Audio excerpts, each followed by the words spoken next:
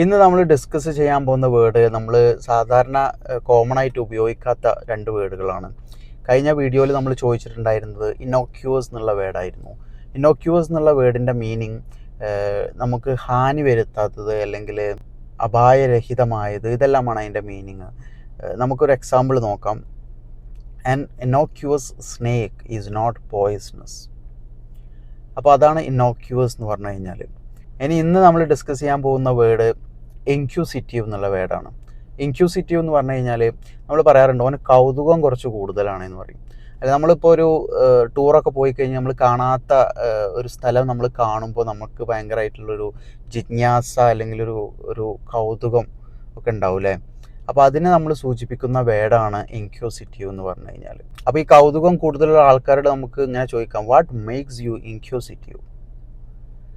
Okay, ഇന്നത്തെ question ഇതാണ്, leverage.